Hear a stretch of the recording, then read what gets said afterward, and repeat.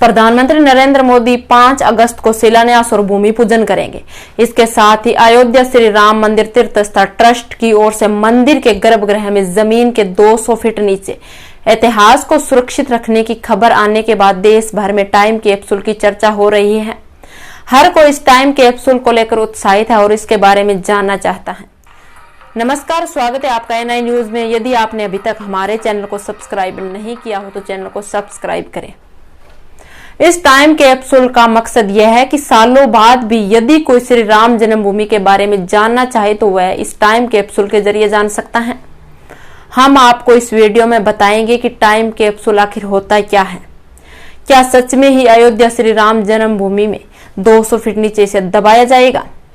Capsule को जमीन के अंदर ही क्यों रखा जाता है? टाइम कैप्सूल को बनाने में किस धातु का इस्तेमाल होता है? आगे बढ़ने से पहले यह भी देख लीजिए कि किन किन जगहों पर टाइम कैप्सूल का इस्तेमाल हो चुका है। दरअसल राम जन्मभूमि तीर्थ क्षेत्र ट्रस्ट के सदस्य कामेश्वर चौपाल के बयान के बाद से देश में टाइम कैप्सूल की चर्चा जोरों पर है। उन्होंने कहा कि मंदिर के गर्भगृह में 200 फीट नीचे इतिहास को सुरक्षित रखने के लिए टाइम कैप्सूल रखा जाएगा।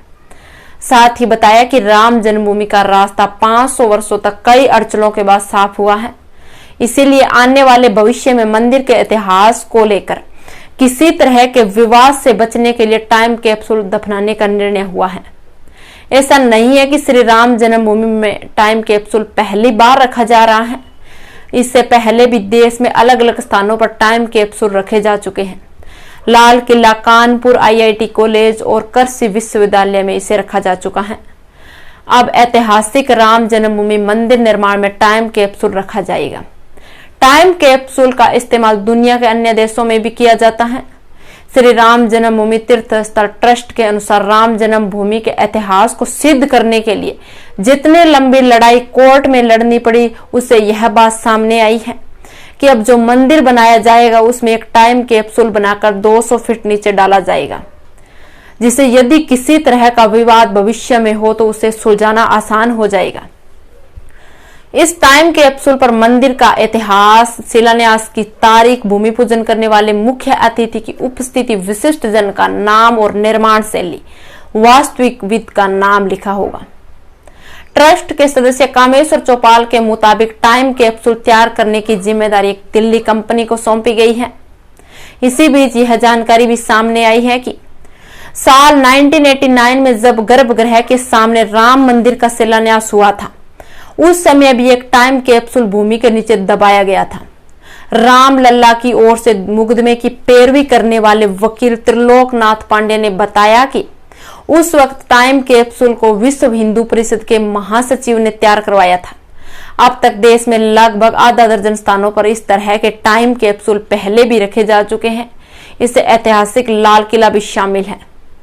पूर्व प्रधानमंत्री इंदिरा गांधी ने इसे 32 फीट नीचे रखा था।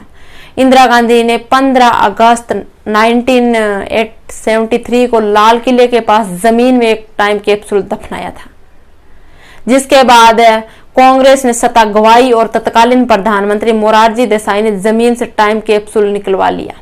हालांकि इस बात की अभी तक भी कोई पुष्टि नहीं हुई है कि उसमें क्या साक्ष्य थे और क्या जानकारियां थी जिसे सहेजा गया था।